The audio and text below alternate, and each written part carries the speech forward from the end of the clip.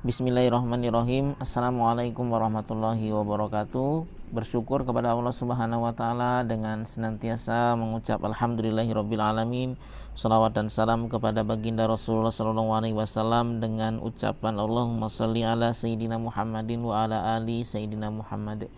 Sobat Quran yang dimuliakan Allah Subhanahu wa taala, puji syukur kehadirat Allah, kita dipertemukan kembali di konten ini. Dan saya ingin membuka kembali segmen tanya jawab dengan cara menjawab pertanyaan-pertanyaan lewat video apa yang Anda tanyakan di kolom komentar pada konten-konten saya.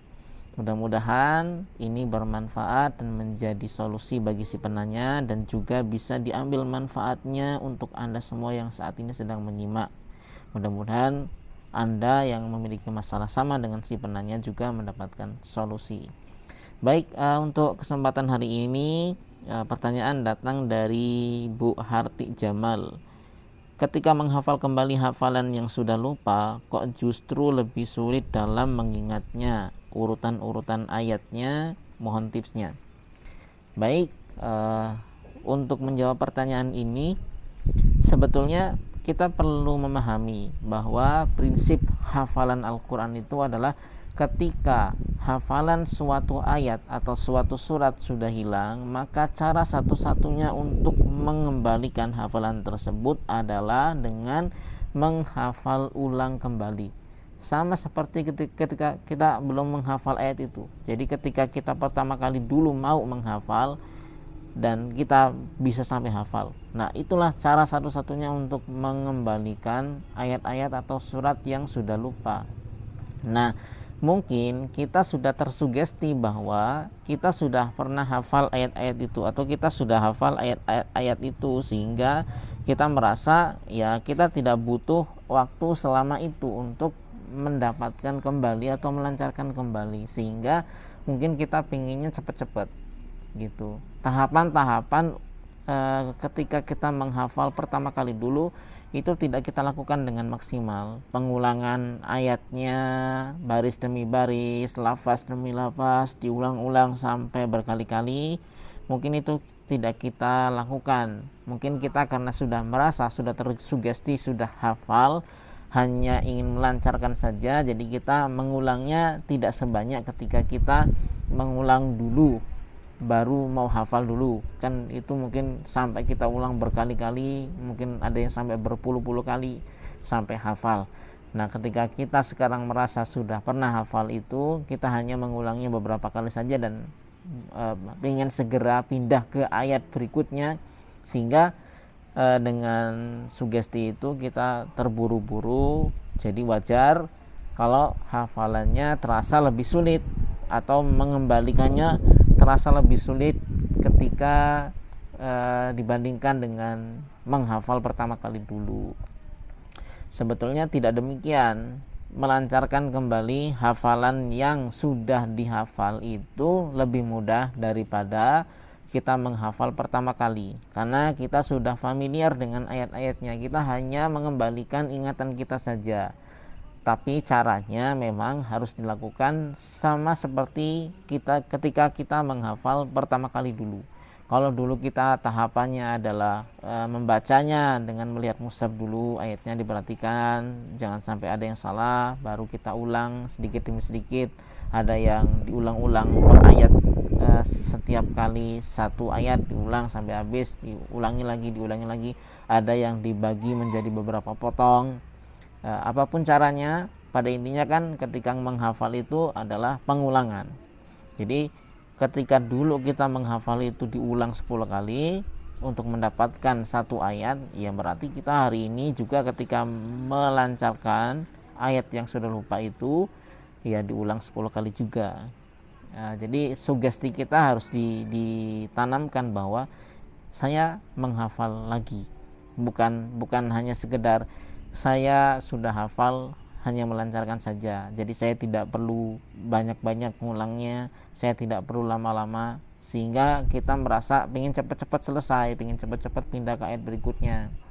Nah, kalau kita sudah berpikir seperti itu, maka wajar kalau perasaan kita merasa kok ini nggak hafal lebih sulit gitu, karena kita merasa buru-buru Jadi tidak usah buru-buru, step by step, tahapan demi tahapan. Ketika kita dulu menghafal, kita lakukan lagi untuk mendapatkan hafalan ini. Saya jamin ketika tahapan demi tahapan menghafal ayat yang baru dulu kita terapkan pada ayat yang sekarang sudah blank, insya Allah waktunya tidak selama dulu, bahkan mungkin bisa separuhnya.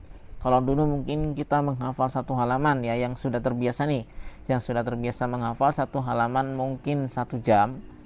Kalau melancarkan yang sudah lupa, itu mungkin saya selama-lamanya itu setengah jam, bisa jadi mungkin nggak sampai setengah jam. Tapi syaratnya tahapan-tahapan dalam melancarkannya dilakukan sama seperti ketika kita menghafal pertama kali dulu.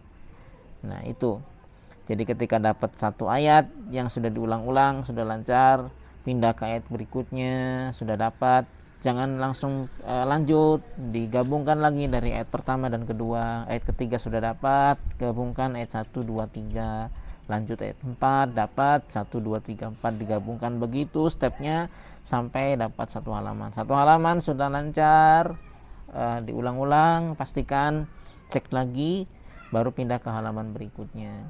Dan dalam melancarkan juga batasi target hariannya. Ketika hafalan kita sudah blank dan kita menghafalkan lagi atau melancarkan lagi, tetap dibatasi ya. Kenapa? Karena kapasitas kita dalam mengingat sesuatu itu kan ya terbatas. Jadi maksimal satu hari itu 1/4 juz saja. Itu normalnya 1/4 juz saja.